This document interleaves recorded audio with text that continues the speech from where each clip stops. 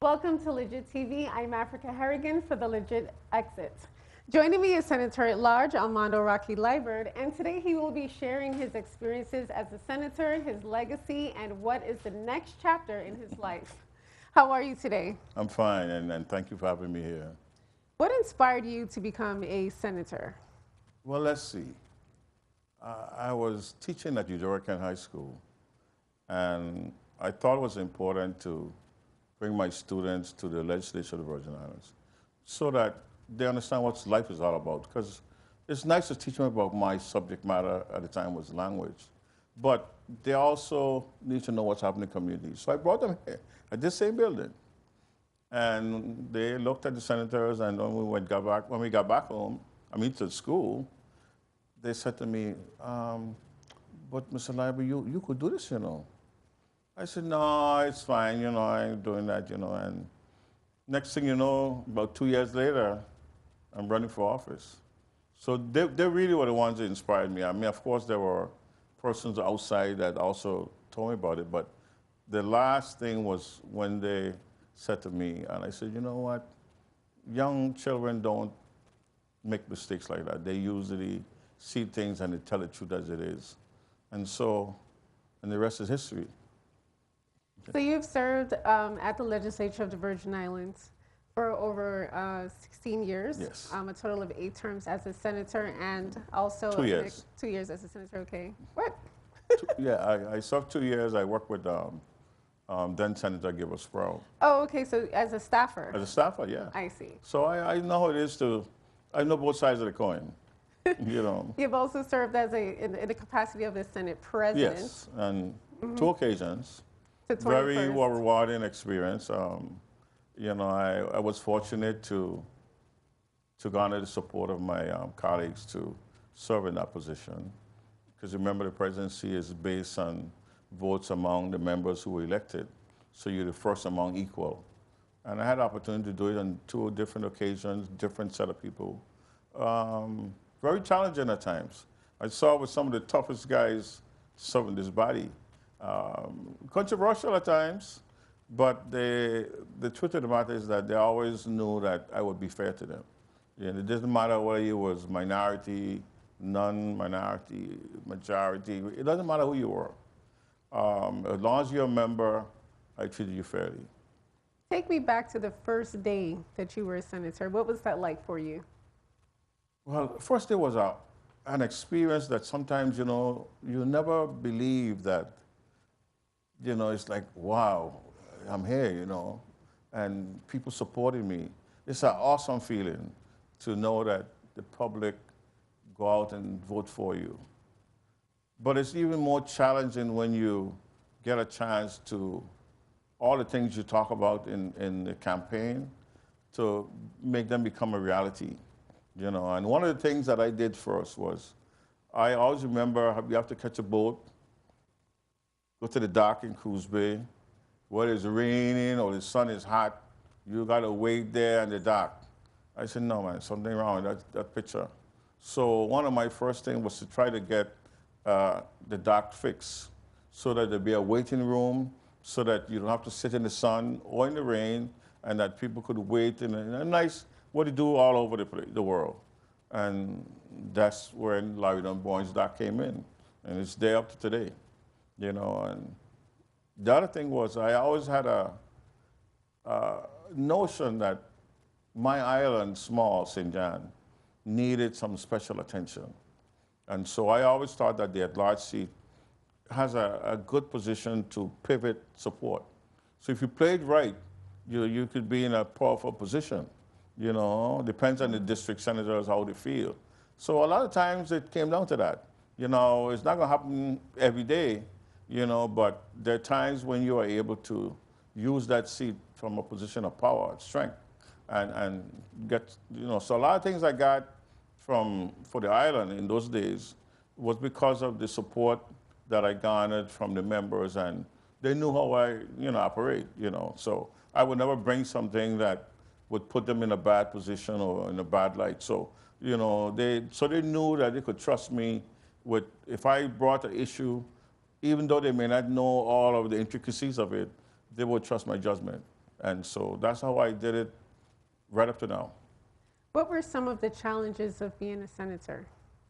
Oh, the challenges of particularly at large senators, you're dealing with three different personalities. The St. Johnians think one way, the Crucians, the Centomians. And sometimes you get all of them fighting each other. And so you are caught up in a position where you have to make a decision. And sometimes the decision involves taking something from one island to the other island. So I used to go with my gut feeling. And sometimes you have to weigh out the project and see which one makes sense. And I got in trouble a couple of times. I remember I had a black grant that was failing. We would lose it if we didn't, take some money from another district to finish the project. So I did that. It happened to be at the time I took some monies from St. Thomas. St. Thomas. No, it was St. Croix. And I gave it to St. Thomas because St. Thomas project was close to completion. And I said that the next time around, we'll do St. Croix. Well, who told me to do that? That was a campaign. During the election, oh, we need a large senator, it's not going to do this. Bunch of nonsense. The reality is that because of the limited resources we have, you have to make sure that projects are completed, and otherwise it mess up the money. So you don't want to just be piecemealing, give you some over here, give you some over there, but nothing finishes. So that's what happened. And you have to be tough to take those decisions because these people in here beat you up. The community, the radio, the talk shows. But I always know that in my heart that if I thought it was right, it didn't matter what they say. If you can change one thing over the past 8 terms, what will it be and why? Okay. If I could change one thing about this body, I'll have everybody run at large. Every member should run at large. I'm going to tell you why. Because all the issues that surround us, everybody votes on them. So if you're a senator from St. Croix, you are not voting on project for St. Croix alone. If you're a senator from St. Thomas, you're not voting on project for St. Thomas alone, and same for St. John. We vote on everything. So when the issue comes down, in some instances, you could have somebody vote for something in St. Thomas, even though the St. Thomas, they don't like it, they don't want it. But the Crucian could vote for it, and it doesn't matter to them. And vice versa. A St. Thomian can vote for something in St. Croix, even though the Crucians don't want it, but there's no consequence to it. The at-large senator cannot do that. The at-large senator gets votes from every island. So every issue is his issue. What he wants to run and hide, you can't hide because you get votes on all 3 islands. So every issue, that's your issue. So if every senator issue would be the territory's issue, we would be a better place. Not only would we be a better place, we would have more unity among ourselves. Too much division, too many divisiveness when we have voting for over here versus over there, St. Thomas versus St. Croix. And so we have perpetuated that, to me, is a fraud for so long that some people like it. They get accustomed to it, but to me, it's not the best thing for us. And if there's one thing could change, I would like to see everybody run at large so that the entire Virgin Islands would know their senators would know every issue on each island, because you got to go to the island now. You can't just say, oh, I'm in St. Croix or in St. Thomas and I ain't going to St. Croix. No, you can't do that. You have to go. So that's the one thing I would change. I don't care what reapportionment they talk about. None could fit better than everybody running at large. And I'm not speaking from what I think or I believe, because I've lived it. Considering that who you were as a senator in your first term in comparison to who you are in your as a senator in your 8th term, how would you describe in one word each term? You learn something every term. There's an issue. Matter of fact, you learn something every day. Life is the process. So you take it and things come up, and you also be able to use your experience every day. Because experience is a teacher that you just don't get out there like that. And that's one of the faults of the Senate. We don't keep enough experienced people in the Senate. So we're almost like we're starting over. It's the same thing with governors. We have a governor comes in, and they have a group of team, you know, that they have, but then there was some team before there. Not all the people are bad. There's some good ones in between, but no, we changed everybody because we want to start. And so we ended up starting all over and spending money to start a new project that was started last 4 years ago, and you started over again, and that's part of our problem. So, you know, from term to term, you learn about different issues. You realize that sometimes something that you did last term, well, it worked then, but no, it's not going to work anymore. And a case in point is GRS. GRS, when we started out, you would vote for a certain measure, and part of them is those unfunded mandates. And I voted for some of them too that cause us problems today. I'm not ashamed to say that, you know, but at the time, you believe that it was the best thing. But sometimes, as you grow older and you learn some more, in hindsight, you know it was not the best thing. You don't just end it there, you try to fix it and go forward. So you learn something and you improve, and you know, as you continue and you grow, things get better. Speaking of GERS, if you were in charge of GERS, how would you handle the situation? Well, this is a tough situation because the real answer is money, and how do you manage the money? And part of the problem is that we in the Senate created some problem for the GRS by these unfunded mandates. So, and some governors who refused to have paid into the system compounded the situation. So we're caught up in that situation. However, I must say that there are moves now to address it. It's not going to happen overnight, so people must understand that it's going to take some time to work. But I think that since, even before I left office, we had stopped giving any unfunded mandate to the GRS. And as a matter of fact, we closed some gap. The system was too generous. People retiring at 48 years old, and they live till the 90-something years old. By the time they get to 30, by 50, 60 years old, they already spent their money. So they're living off of somebody else's money. And the system, that's part of the problem we have. So we've corrected a lot of those things, but the reality, they need some money. And that's why I wrote Mr. Nibs and to ask him to get into my bottled water bill. I want him to invest in bottled water because bottled water is a big business. And that's a new revenue source that will be dedicated to them. If you look at Dasani, Aquafina, Nestle, these are multi-billion-dollar companies. I'm not saying we're going to be that amount, but hey, the sky's the limit. So that's how we have to do it. And there are a number of reforms we do, but it's a process. Go into a little bit more detail about your bottled water bill. Okay, let me tell you what it is. I looked at water throughout the world. I've Googled a number of companies. I got involved in it through being at a function with Dick Gregory at Victor's Hideout. And he drank a glass of water and he said, where do you get this water from? And the lady said, no, this is our city water. And he said, why are you keeping it such a secret? This is some of the best water I've tasted. And that's why it started. This was back in 1993. In the same year, Dasani came in, and then Aquafina. And so I realized that, wait a minute, we have something here that we could capitalize on. It doesn't take a whole lot, but we can make a bit from it, you know, a real amount. But unfortunately, sometimes the minds are wrong, very insular in the thinking. And so when you have that insular thinking, you don't want to look outside the islands. Oh, it's going to hurt this business. It's going to hurt that business. Nonsense. You know, while everybody else is doing it, guess what? While we're talking about that, every other island, every other place, every little nook and cranny, somebody is selling water. And while we're here still fooling around, you know, there isn't a company here now, startup, saying they want to do it. But my position still, if the government invests in it, I believe we can have a new revenue source that one day, may not be in my lifetime, but one day will take over where rum is. And I believe that's going to happen. Do you have any other suggestions that will bring in economic stability to the territory? Well, the governor just talked about one today, the Racino.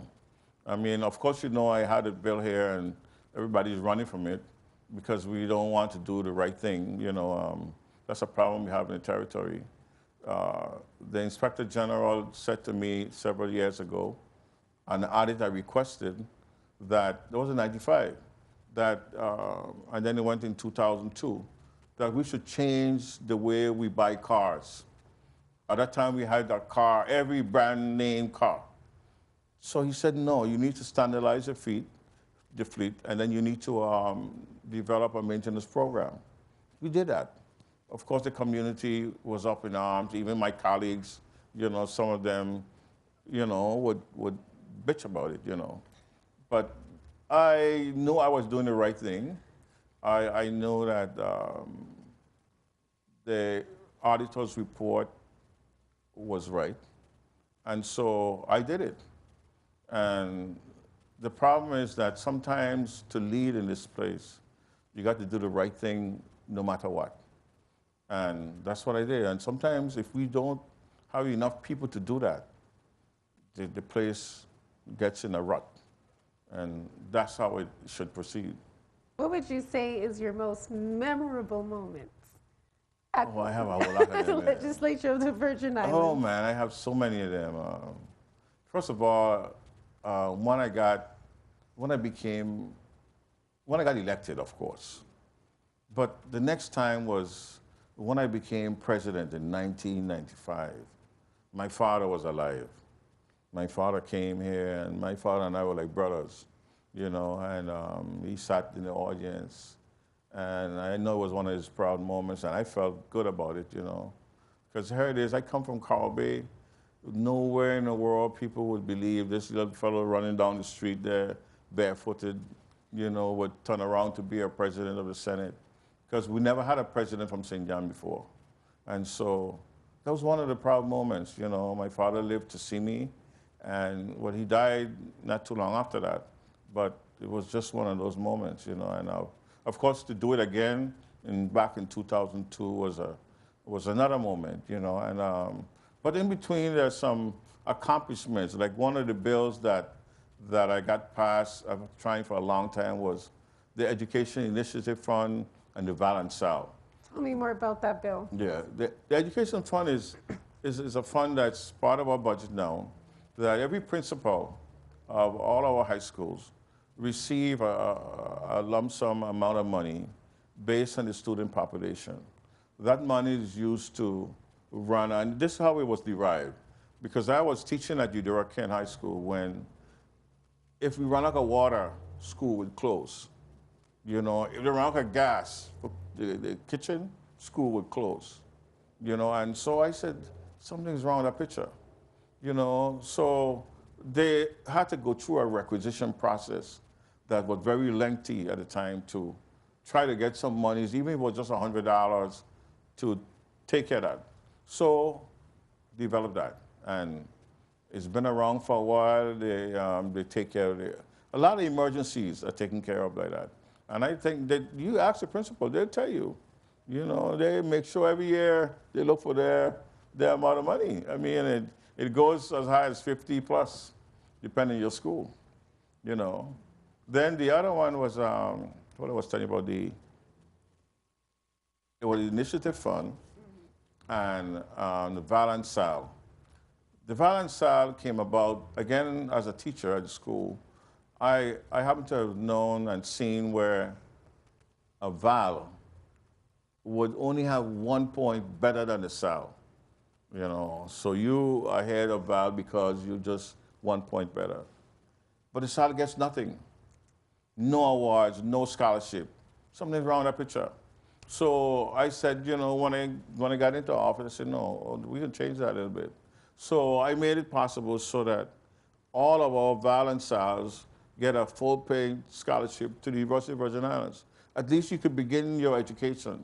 You can do some of the core courses, and at least you have something to work with. I just think it was only fair to do that. And so it's worked. It's worked for a lot of people, you know. And I learned from those folks in Princeton and Harvard that they have a program like that. they try to keep the best and brightest minds in their town, and that's what I try to do.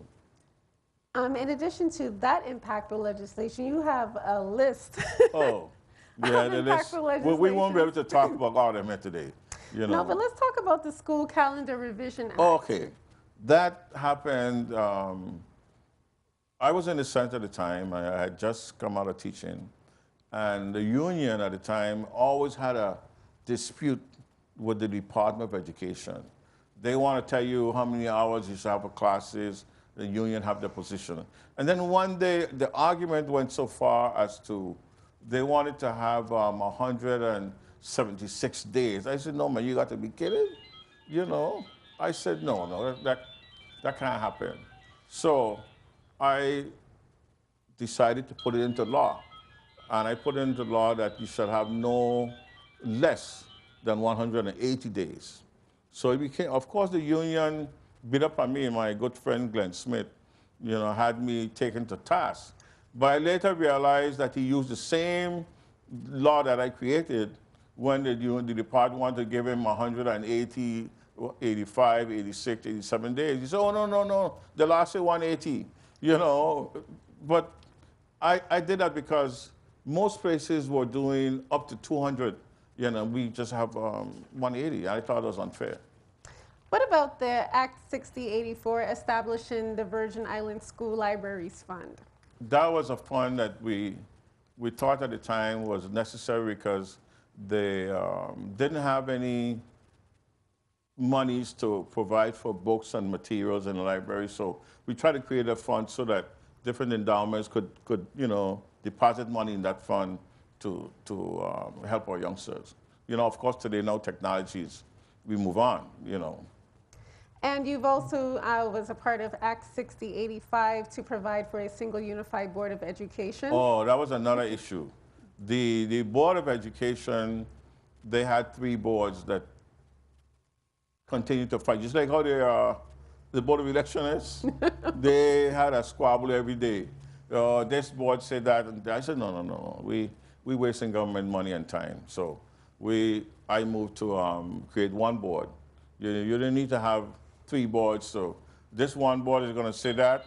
You have a district board in St. Thomas, and St. Croix, and then you have a territorial board. I said, no, no, no. One board, do the same thing, make what issue, finish it. And the rest is history. It's working ever since. And in moving away from education and going into law enforcement, you came up with Act 6123, which was to remove the 24-hour reporting period in place. Yeah, that happens.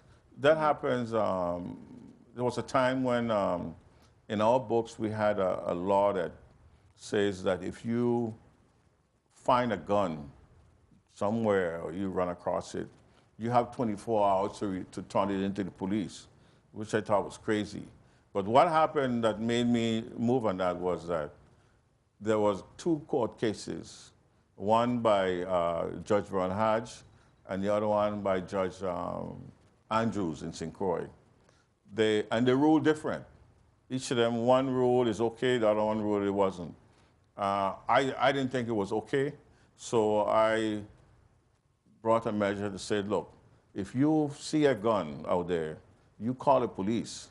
You don't hold it, because if you take it and go with it, you're carrying an unlicensed firearm and you could be charged with it. So that's what that was about. But on the same one, I did a thing also called constructive possession. Constructive possession was, there was an incident where a guy had a bunch of guns on a boat, kind of bragging about it. So the police got a warrant, and the warrant was for the stern of the boat, but he had it in the bow. So the warrant didn't cover what they were looking for. So we decided, yeah, something is wrong, even though the guns were up in the bow.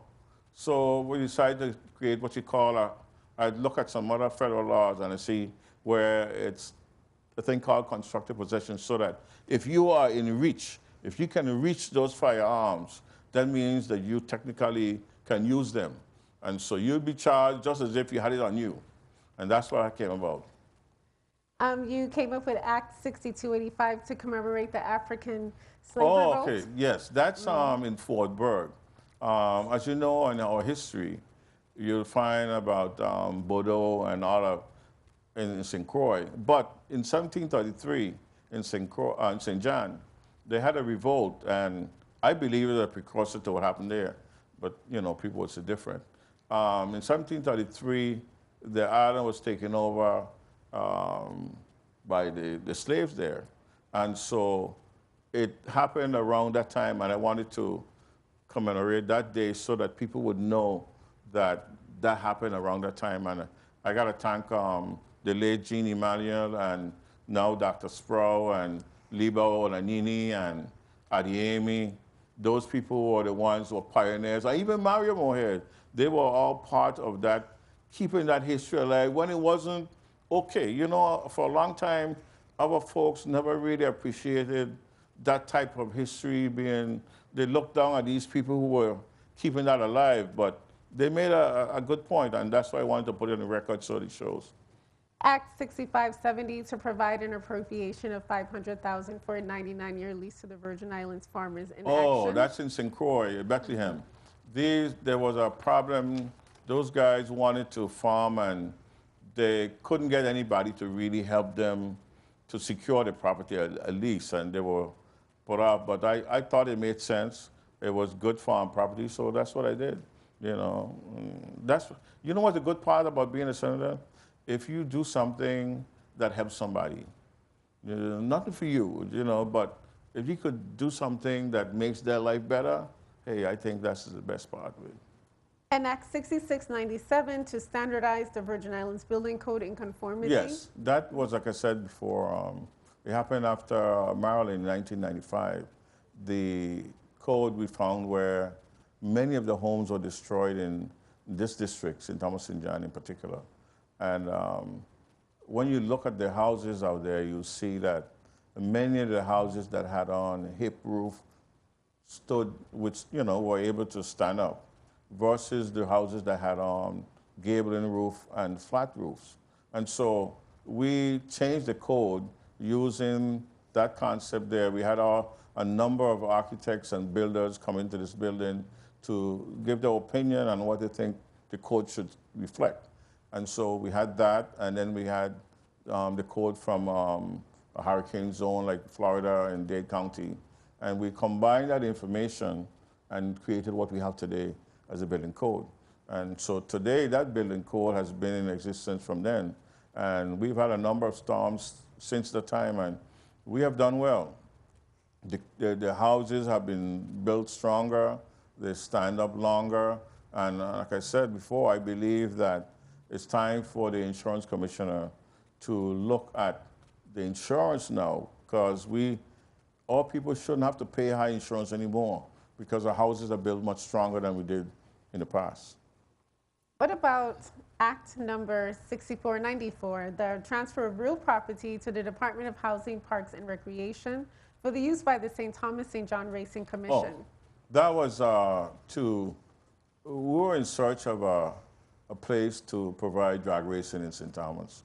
And I had discussed it with a prominent family in St. Thomas known as the Hartman about getting a piece of property to do our 8 of a mile track, because we couldn't do the quarter mile because a quarter mile track that's sanctioned needs a quarter mile runoff. With an 8 of a mile, we could do it out there. However, the funding wasn't available at the time, and we still had some issues with noise, so it was put on hold, and administration changed, and this is where we are. And Act 7893, an act granting an exclusive franchise to the Transportation Services of St. John. Okay. Yeah, it's Transportation of Arc Ventures. That's a ferry boat franchise. That's something I've known all my life, traveling back and forth to school. And there's a company, those companies have provided excellent service. Now, when I say excellent, I don't mean that they don't have problems. Sometimes a boat may come late. Sometimes there's a service problem. Sometimes even personnel issues. But the truth is that they have provided 365 days a year service from 6 a.m. to 12 a.m. consistently, nonstop. And they do it, they started out themselves. They didn't have a whole lot of resources. Now they get some subsidy, but they didn't have all that before. And they provide the service. And most importantly, those companies train their employees. Those guys that start out being mates, tying up the ropes, many of them are captains today. They go to the training. And so it's a program that any other place, it would be, you know, held up in high esteem because it's a homegrown and a reinvestment in our people. And so I supported that, and I did it back in 1994, and now again, because I think it's the right thing to do, and it works for our people. What would you say out of all of those impactful legislations was your most accomplished piece? I don't know if I can say the most accomplished piece, because each and every one of them has a role to play. Like the Education Initiative Fund works for children, the Community Service Act that I created, children go out and do service, the Education Improvement Act, the firearms, constructive possession. I mean, each and every one of those legislations have a role, the EDC program. So I can't say that there's one that's more impactful, but I think the Education Initiative Fund has taken education to a different level, because I recalled during the certification, you know, of the schools, that's one of the things that stood out as real positive for our schools. So, you know, it may be that, but like I say, they all have a different function to deal with. And I see here that you have Act 6502 to establish the University of the Virgin Islands Research and Technology Development Park. That was Dr. Kin's dream child. You know, he spoke about the tech park based on the fact that St. Croix had the technology there, the fiber optic, and that they would bring in small companies to, you know, grow and almost try to create a Silicon Valley over in St. Croix. You know, hey, there's nothing wrong with us dreaming and trying to go it, you know, but maybe have a mini one. So that was that, and he asked me to move that forward, and I did that. You know, and so it's still there. It's still a work in progress to me, because we still haven't kind of worked out all the kinks in it yet, but it's there, you know. And the Global Crossing? Okay, that was the bandwidth thing. But that happened a little while back. I had my former colleagues who were with me at the time was Senator Geraldus James and the late Senator Berry. They were all part of that measure because it was controversial. People didn't want to do it. You know, a lot of controversial things I was involved with, you know, from casino control, casino in St. Croix. They happened under my watch, you know. And so, but it turned out to be one of the better things, you know. The Virgin Islands is up there with technology now. Yes, it is. What about Act 5809, EDC, EVA Law? Oh, that's the one that I speak about when companies come into the territory. They have to provide at least jobs for 80% of our workers, and plus I added on that they should have at least 20% of those people should be in management. You know, all people used to be just doing the menial jobs, but hey, you know, we got good guys go to school, do the same things like everybody else. You know, we go to the same school most of these people go to, and we better than them. You know, so hey, you know, we can't keep us shut down. And the bowling alley on St. Croix? Oh yeah, that's been around a while. The guy, you know, that owns it came to me as a senator, and he says, you know, I have this thing, I want to do it, but I need to get it zoned, and you know, it was a good business concept, a good idea, and I found no problem in doing it. You know, just like when the registered pair was coming, it was Senator Hansen on, and I made 8 votes on it when it was almost dead. You know, and there were so many things like that that I was involved with, because sometimes in the body, you don't always see the value of a proposal right away. But you got to have some vision that you can see that is going to work up the road. And many things happen like that. And Frederick Repair was one of them, you know. And Act 6529 appropriated $700,000 for the operation of the Vitran Buses for okay. Well, St. John. Right. That was part of that, but the Vitran buses didn't start like that. The Vitran on St. John was a discussion we had on the floor here with then Commissioner, the late Commissioner, what's his name again? Leo Francis. And I think at the time after that was, I had a discussion with Governor Snyder. And I said, Governor, you know, St. Croix, St. Thomas, they have Vitran. These are public transportation. We have no public transportation in St. John. So he thought about it, and in 1996, we took the first ride with a Vitran in St. John, and the rest is history, you know. And from then we've been having, and it's one of the things that a lot of people look forward to, particularly those folks who live out in John Folly. You know, you can catch a bus there all the way to South Pond and back to Cruz Bay, and the fee is very cheap, and if you're a senior, you'll pay nothing. So, you know, it works out, you know, it works out for all people. So that happened, yeah. Take me back to Legit TV.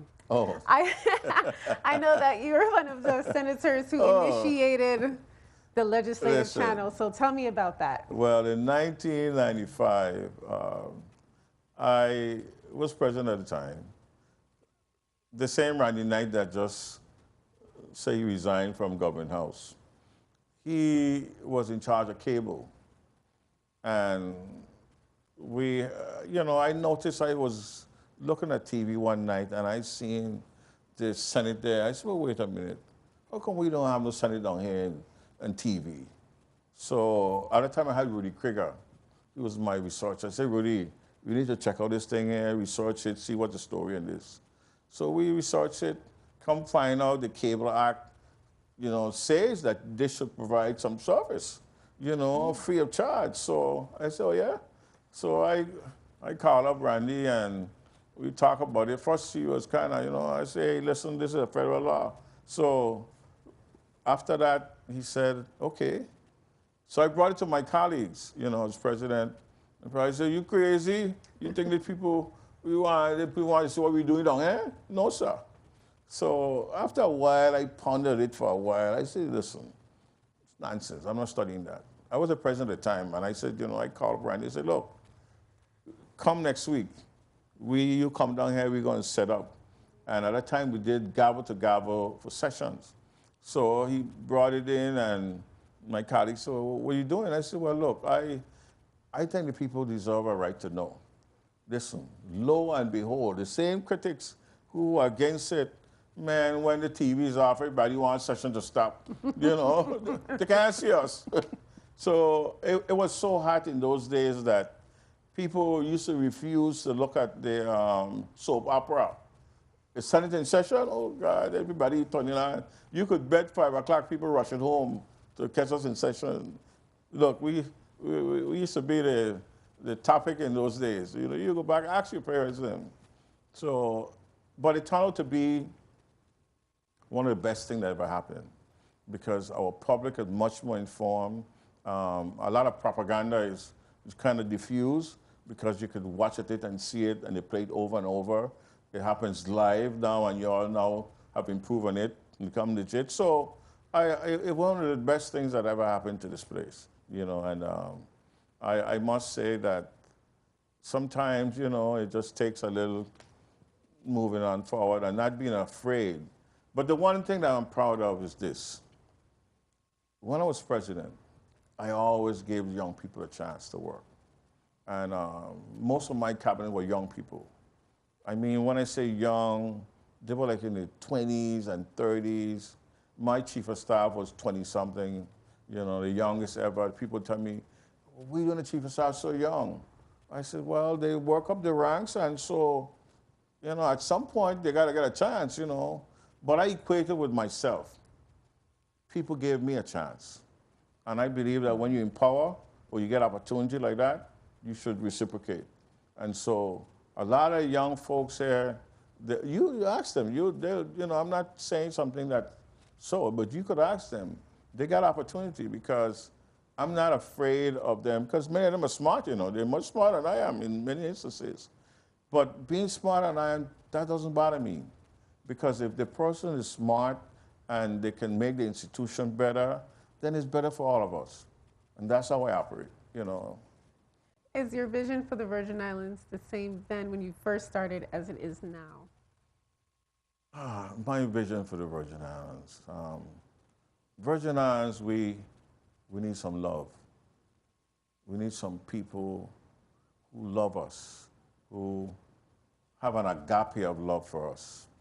You know, it doesn't matter where it is, it's just so that we can really maximize our potential, and I can see you do well, and I know that you're good for the Virgin Islands and you paid your dues, and everybody in their own way. And I think if we all put in a little bit, but there's too much of envy and jealousy, and our people don't, and some of us as leaders, you know, we worry about ourselves too much and not worrying about the other gentleman. We say so with our mouth, you know, but it doesn't come to the heart. And that's what's missing in a lot of things, you know. We say one thing and we do something else, you know. I like to think that my life, how I live my life, is an open book. If people could see what I do, I don't have to hide. You know, I usually call it like I see it. My late wife would tell me, she used to be mad with me because she said, you don't have to tell the truth like that. You could just hold it back. But I like to call it straight. Because see, if you call it straight, you don't have to make up no story. You could call it straight 100 times. But if you don't call it straight, you gotta remember what you said the last time, and then the last time, and the last time. No. If I say this is what it is, this is what it is. You know, and for me, it's fine. I don't worry about that. But I think we as a people, if we start to really care for each other in a way that we want to see you do well and you know, maximize your potential, the Virgin Islands is a good place to live. We look at everybody wants to come here, but we're the only people who want to leave. I just don't understand that kind of thinking. We just want to leave. People come here and they struggle and make it, and we don't want to struggle.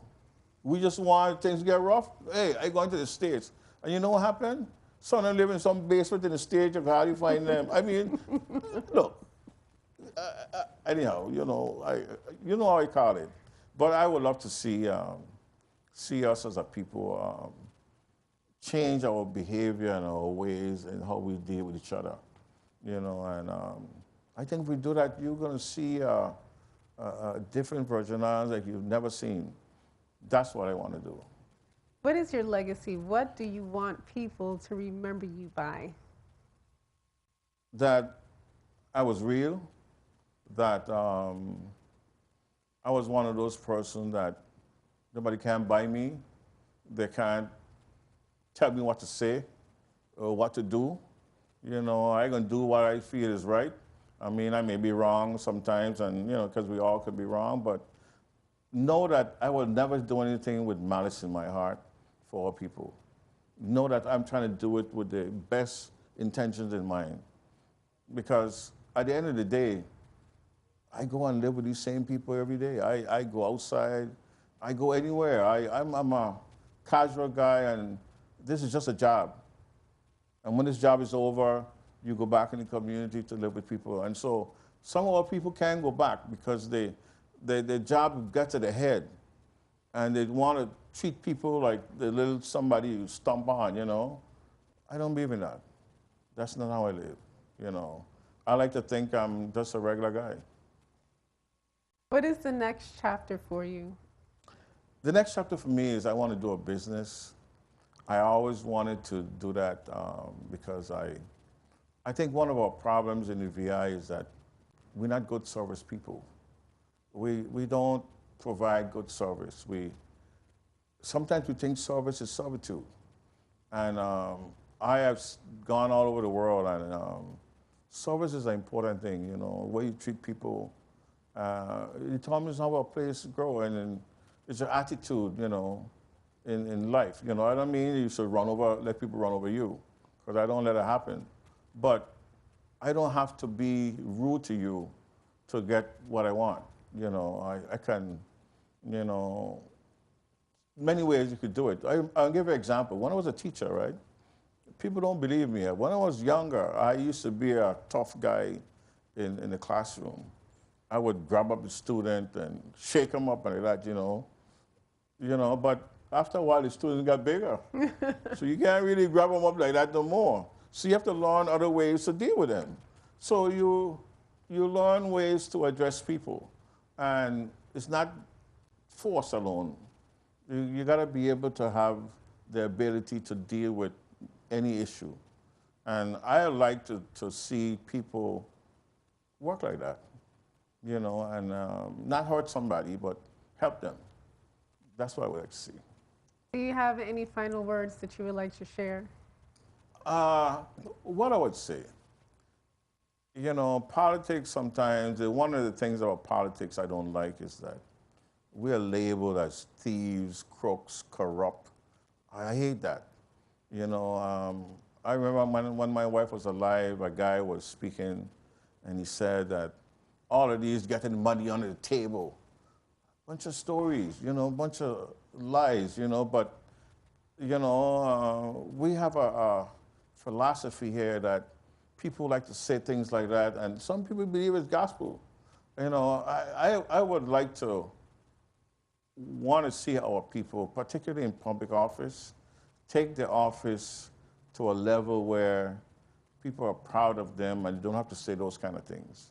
They don't have to, they should feel proud that, one day I want to be a senator. You don't hear much people say they want to be no senator. They want to be everything else except a senator. I mean, come on, something's wrong with that picture. It's not a bad job. So I would hope that we could change the image, and it's only going to happen by people. I got to do my part, and you do your part, and everybody else do their part. And I think that if we do that, this place will be a better place. So I want to say it's been a wonderful time for me in the Senate. It's an experience that, you really can't pay for. It's a lifetime of really enjoyment, excitement, some sadness sometimes, but at the end of the day, it's an experience unforgettable. Thank you. Thank you for coming on to the Legit Exit. Thank you. Thank you. And thank you for tuning in. I'm Africah Harrigan for Legit TV.